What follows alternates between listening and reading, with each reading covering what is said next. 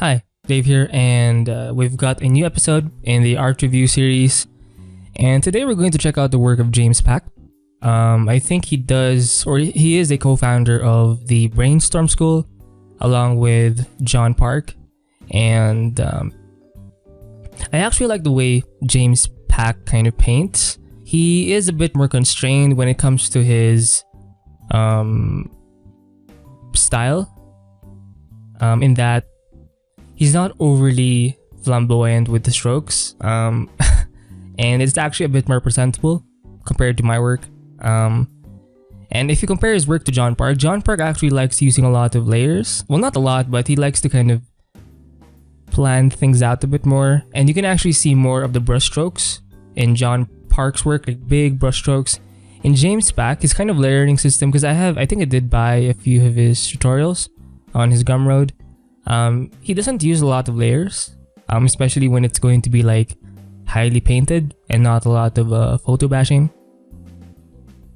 And I actually like it when he just uses like one photo texture, and he kind of just reuses the same thing over and over again.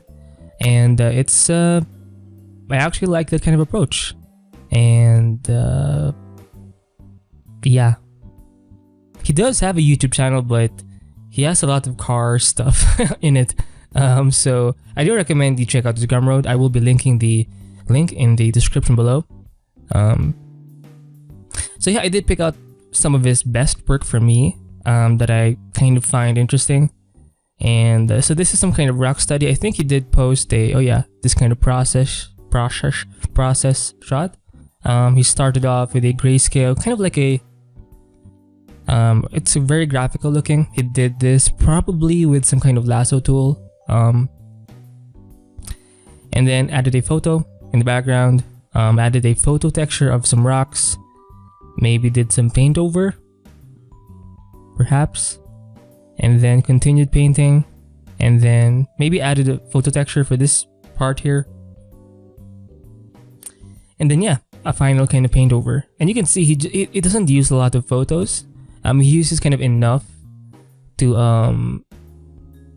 kind of get the general texture and palette, and that's pretty much it. He'll just start kind of painting over it.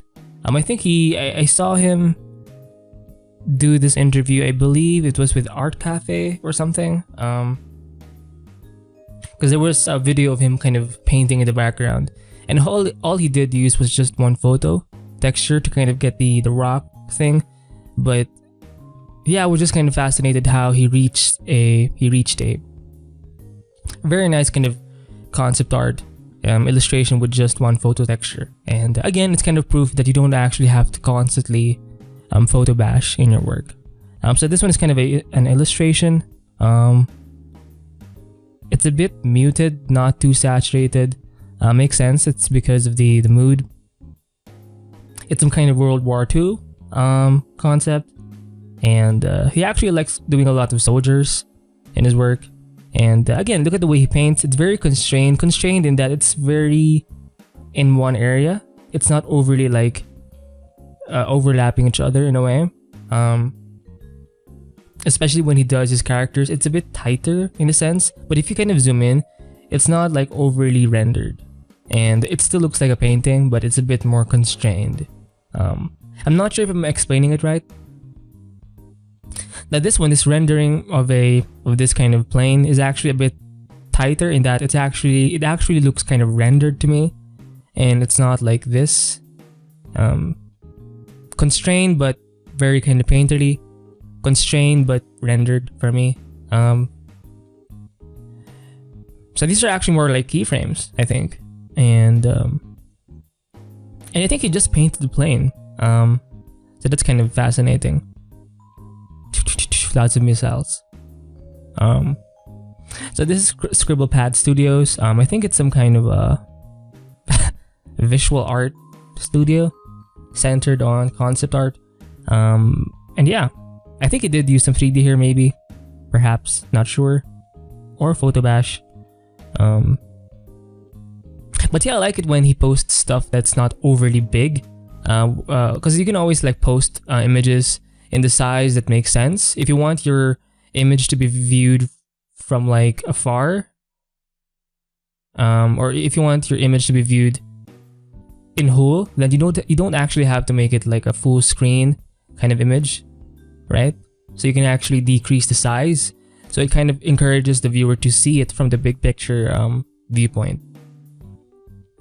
So this one's more World War II, and again, I like seeing the impressionistic side of his side.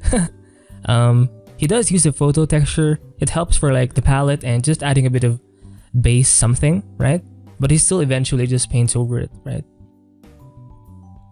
And I like the way he paints. It's a bit, again, the only way I can say it or explain it is it's constrained, but not like tight, like rendered tight, you know? So he uses a lot of the smaller brush strokes. I don't think I'm explaining it well enough, but yeah. This is some kind of illustration, maybe World War II again or something. And again, this one's actually very, very painterly. And I like how he just simplified the face. Because I think I'm often kind of tempted to work on the face and stuff when it's not really even the main focus. So if you're trying to do kind of like a snapshot, a keyframe, you have to be a bit more smart in terms of how you want to distribute the amount of detail, right? So this was actually kind of a study of some kind of gun. And I think he was trying to experiment with some of his brushes here. And I do like the brush variety going on. And I think he did have like a base photo texture. You can see it. It's great for getting some colors from it and some added textures. And yeah, very heavy on the shape as well. But it's not overly like crazy with the shapes. He likes to keep it kind of basic, like rectangular stuff, circular stuff, because you can get a lot of concepts from just those major forms or shapes. And yeah, so I think this is some kind of process painting, or he's kind of showing off the process. So he did have a photo texture here, and then he did some paint overs to just kind of take away perhaps some of the details, and then he painted this guy in. So it makes sense to use layers in this kind of way, but again, he's not like painting with a big silhouette and then painting within the shape using some kind of clipping mask. I don't think he paints that way. I think, and then this one's a bit more detailed. And again, for me, I would probably use some kind of photo, but you don't have to. For say the figures in the background, you can just paint them. And it actually helps create more focus on this guy, right? And yeah. Fuck. So this is kind of a Deadpool concept art. I think I remember this scene. Kind of the ending scene of Deadpool. So he's actually kind of good with photo bashing. But I actually like more of his painting stuff because it's kind of what I actually want to improve anyway. So this one is he's actually kind of tighter in this one a bit. Magic the Gathering, I believe, concept illustration. And yeah. And I actually want to develop more of my painting skills because the moment I actually start photo bashing, I think I'm going to have so much fun because I essentially have the fundamentals in, and I don't have to be so reliant on the photos. Because that's kind of my problem, where the photos actually decide what the design or concept is, and there's hardly any control on my part, you know. And I think photo batching helps with adding like details that aren't really that important, you know, kind of like filler kinds of details. So yeah, scribble pad studio work. I love the atmosphere here. It reminds me of shit, what's his name? Fuck. Shit. He has a similar kind of look in his work. Fuck. He works for Apple, I believe. Fuck, I'm sorry. I can't remember. And yeah, he also likes doing a lot of mechs. And again, he's not overly like crazy with the shapes. He likes to keep it kind of simple. I don't want to say basic. I mean, it's kind of complicated, but yeah. And he has like a lot of like details that he adds. But the levels of this piece is actually kind of high. Like it's actually kind of a light gray in this area, and I'm not sure why. Maybe it's foggy or something. But it's kind of too light for me. But maybe it's because it's foggy or something. I don't know. Fuck. Ooh. Look at the kind of leveling in this one. The kind of foreground, and there's this kind of depth that's happening here. And this piece actually looks kind of big. And look at the simple brushes that he uses. It's kind of a round brush with some photos, and it's kind of enough to paint with. And whenever he does photo bash, he doesn't use a lot of brushes, I think. Or sometimes he just uses a round brush, I'll say that. Some kind of a fantasy piece, perhaps, in portrait mode. He does focus more on environments, James Paick, and maybe a few keyframes, but most of it is actually just environments. I think that's where he focuses more on, or that's his kind of specialty. But sometimes he'll do characters, but his characters are mostly kind of human beings, usually soldiers and stuff. I think this was some kind of demo for his class. So it does help to have like to work in layers to kind of achieve that sharp edge. Oof. And you can actually see him use the same kind of elements, and it does help to save time, right? But yeah. Fuck. But again, I'm not focusing too much on his photo bashing because I actually want to improve more of my painting style or painting skill. And yeah. You can still essentially use photos when you're kind of trying to develop your painting by using the photo as some kind of base, texture, or color palette. Now this one's heavily impressionistic, right? You can see a lot of the brush strokes here.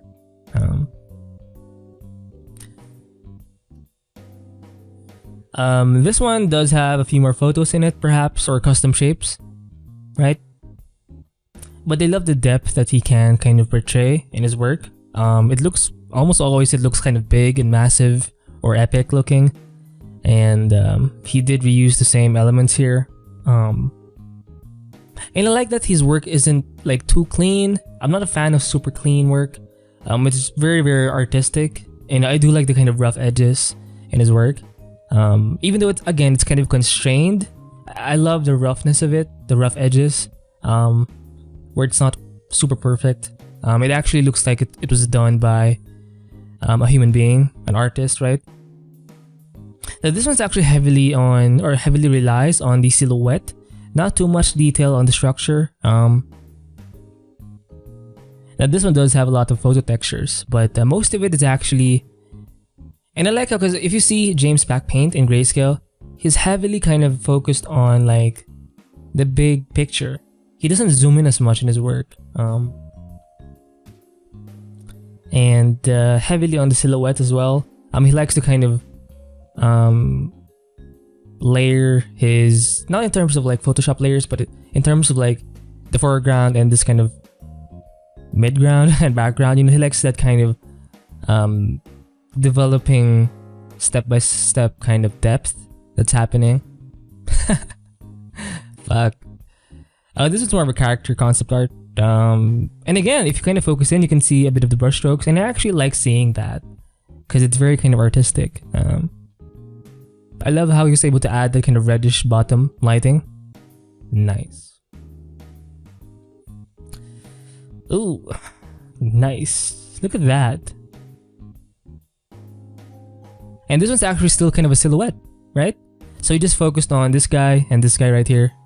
And this one's obviously the main focus because there's a bit more contrast here. And again, look at the frame or the image size of this picture. It's not so big because it's not meant to be seen like full screen, you know? It's very apt for big picture concepts where you actually have to see things from afar. So yeah. Same thing here. It actually really does help. And yeah. So I believe this is fuck. Sorry. I believe I believe this is a fantasy kind of based world. I'm not sure what these are. But love the shot. It actually has the same color palette as one of the pieces of John Park for the Mandalorian season 1. Oh, and again, look at that depth that's kind of achieved, and I think this is James Pack's again specialty, and this is what he's known for, the kind of environment shots, wide shot, usually very cinematic frames. They're not exactly keyframes because he obviously does more environment design, but yeah. Another work for Titanfall with Scribblepad Studios. And again, I've got this kind of figure here. It's just a silhouette essentially, but it has some photo texture perhaps, or some kind of painted textures. And that's pretty much it, right? And this whole ceiling is just one photo that's kind of distorted, right? So it does save time, right? The background is painted, so that's nice. Oh, I actually like the atmosphere of this one. You know, I'm actually not used to doing portrait stuff when it comes to environments, and yeah. And I actually really do like his mechs because it does have like a bit more detail, and like even the forms are kind of they just look very mechanical to me. And look at the way he handled the background. Very suggestible, right? Maybe he did use a photo here, perhaps, not sure. But again, he knows how to use photos. He's not reliant on the photo textures too much. Like, he likes to start off with an actual painting, right? Well, actually, this is one of my favorite pieces of his. I don't know, it just looks really, really cool. It's for the Transformers film. And you can see him use some photos here to help add some detail. But a lot of it is just him painting, right? Looks fantastic to me. Oh, this is one of his earlier work. I think this was done like a few years ago, 5 years ago, I believe. And I like that he shows his grayscale stuff sometimes, because especially the rough ones, because it shows you that you don't have to be like, it doesn't have to be super amazing in the beginning. It just has to kind of get the right levels in, or values in, and shapes and forms, and you can always kind of develop it layer by layer. Just make sure that the initial kind of thing is okay enough, and it's okay to be kind of rough with your work, right? So I think a lot of the designing happens in this stage, like the main design work. Everything else is kind of just supplementary, right? So this is actually kind of a series of sketches, kind of a step-by-step thing. So rough kind of layout, rough painting of this kind of environment, very heavy on the silhouettes, and he did use color in this phase. He did add some photos. He did develop the background a bit, just a bit, but he did add this kind of photo texture here to help with the foliage, right? And he did add this tree, worked on the environment just a bit more, and then where was that? And then I think he added this kind of river here. It's a nice way to kind of lead the viewer into this area, as you can see. And then boom. I think this is the final image. Shit, it's not the final image. And then he kind of left the background to work in for last. Or he worked on the background in the kind of last phase. And it's mostly about just painting in the silhouette, right? Just the main kind of shape. Fuck, that's cool, man. And again, he likes to paint with a very... He's not... he likes to paint with a small brush. That's the only way I can kind of explain it. And look at his grayscale paintings. At this stage, it already kind of looks amazing and epic. It already has depth and atmosphere, design as well. Now this one's a bit more rough. For Brainstorm, maybe some kind of class demo of his. Very rough, but the levels are kind of right. This one's going to be darker, and this one's going to be kind of in the mid gray value, right? And then it's going to be lighter in the background, obviously, right? Some more soldier stuff. He likes his soldiers. And I like this. Look at this. I like seeing his brush strokes here. Very, very impressionistic. And again, he doesn't go into detail too much. He's not that kind of guy. But again, he likes to go tighter a bit. He doesn't use the mixer brush a lot in his work. He just likes painting over his strokes, stroke by stroke.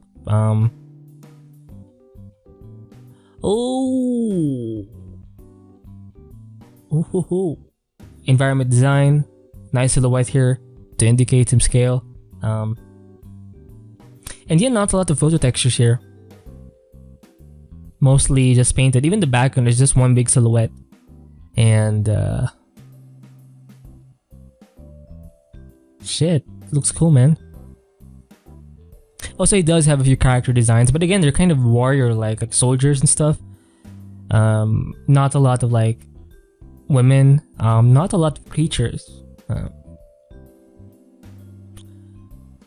Okay, so what is this? Environment design as well. This is kind of a very standard concept art kind of scene, right? You have the guy here, and then you have this kind of epic scene in the background. Oh, look at that kind of lighting he did here. Like this whole thing is kind of, I think this is some kind of cave or mountain. Or this is kind of an opening in some kind of rock structure, right? And this kind of base is kind of embedded within it, in some kind of crater perhaps. And I like seeing the kind of dash of light here. And again, his pieces look very, very big. Even if you can see like the big brush strokes here, it looks very, very kind of big and epic. You can actually see some of that photo texture here, and he actually didn't develop it too much, and it does have kind of it has a nice rough kind of concept look. It is a bit tighter here, a bit more refined slightly, and then in the edges it's kind of like not so rendered. Even this part is not so finished, or it's very, very sketchy compared to this one, where it's a bit more defined, especially in the edges, right? Damn. Oh, look at that. So it's actually a rough sketch, and I actually like seeing more of these in people's kind of in people's portfolio, because it just shows you the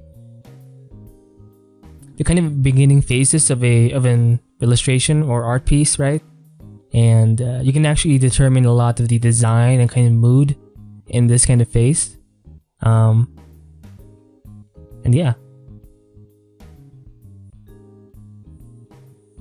So some grayscale thumbnails here, and I think he's actually really good in this kind of stage, because a lot of his thumbnails do carry over to his main, more presentable illustrations or paintings.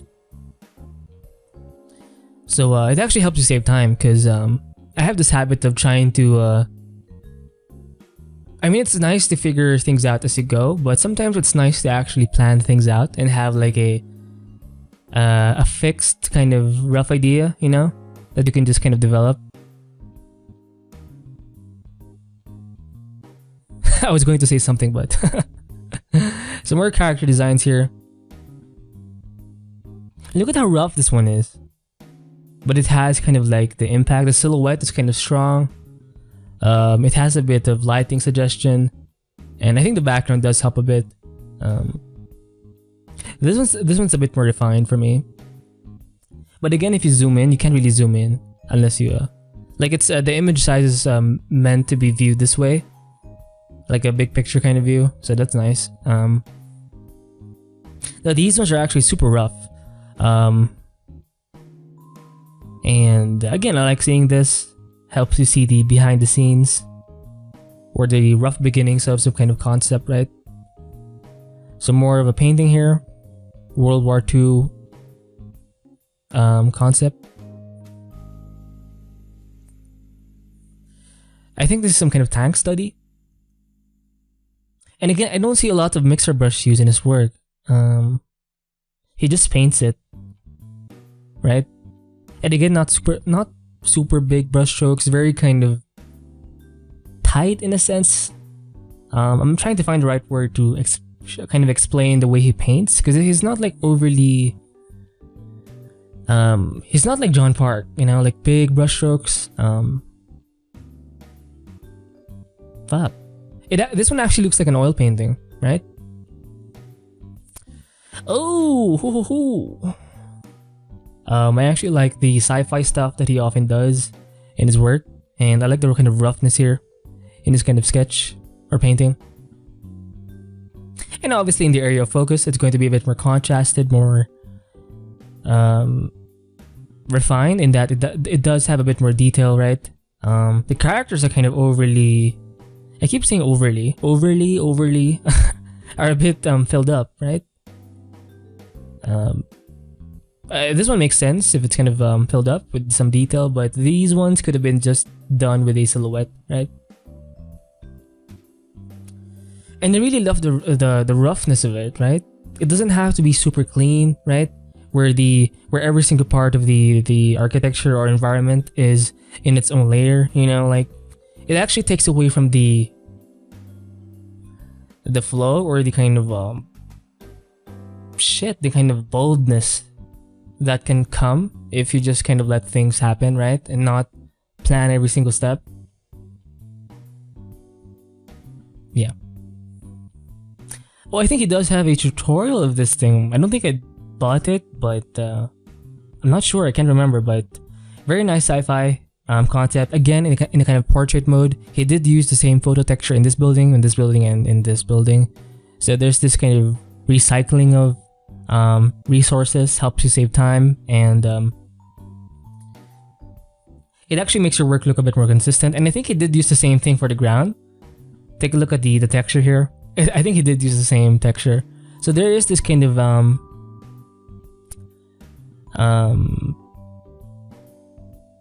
resourcefulness, and I think this is the best kind of concept art where it's not like where you kind of reuse, because it's about creativity, right? So if the process itself is kind of creative, it just adds to the concept even more, right?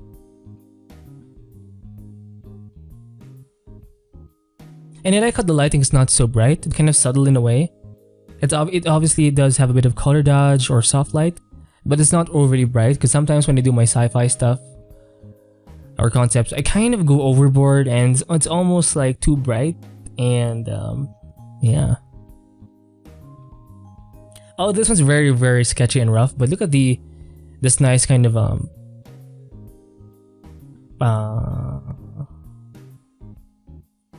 there is a depth in this kind of sketch, and I think that's what makes it look cool. And again, it's very rough, very kind of rough, and it still kind of looks big at the same time, right?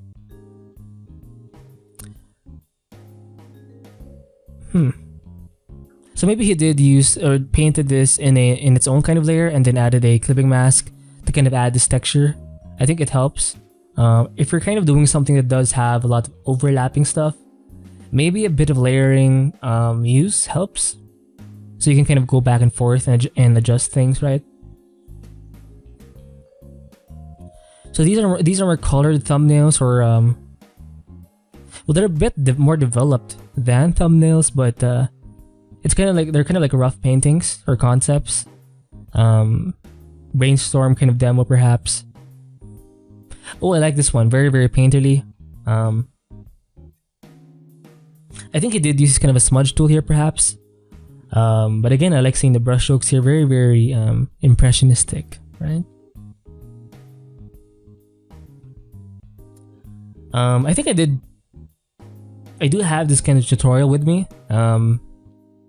No photo textures in this one, just kind of painted. And again, it looks cool.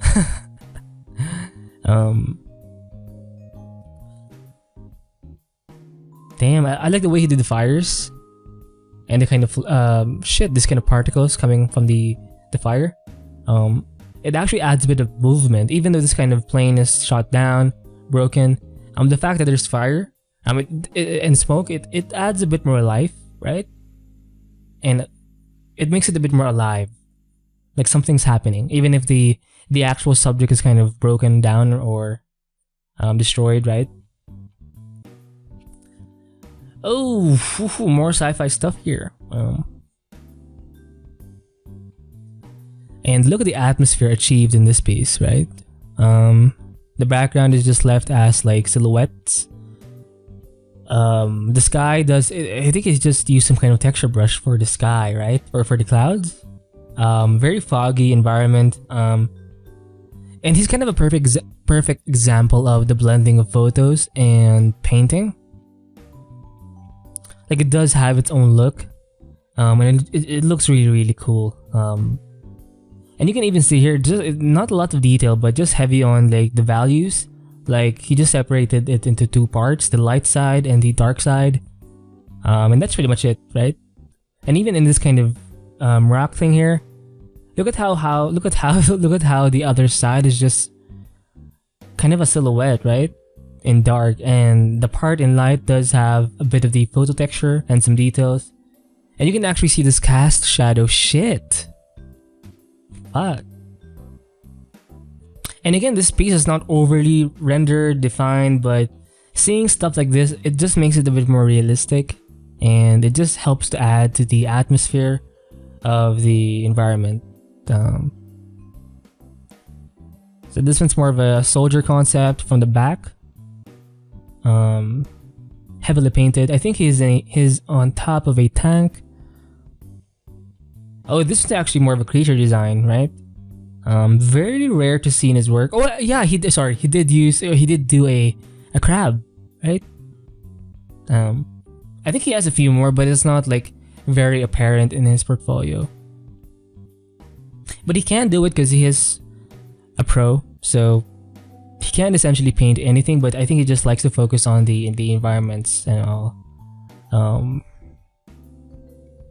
Very longitudinal kind of shot here. And I've actually noticed that in his mechs, he does have like a design style, because you can have like an artistic painting style, but people generally also kind of gravitate towards certain forms and shapes. And I've noticed that in James Paick's work, his mechs are kind of thin, like heavy on the top, but the legs are kind of long and thin. It obviously does have some structure, but it's not so thick, right? So yeah, just an observation. Why do you keep repeating my words? Fuck. Oh, this actually reminds me of the ending scene in the Clone Wars, right? When Darth Vader kind of visited this kind of old wreckage of a ship, and this reminded me of the stormtroopers there.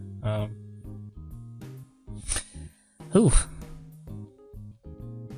I like how he did the fabric here, right? The folds, the drapery. Very suggestible, very impressionistic, right? And he's kind of showing off his skills here a bit. So this is kind of the last piece we're going to review in his portfolio. I think this is some kind of older work of his, but yeah, very wide shot again.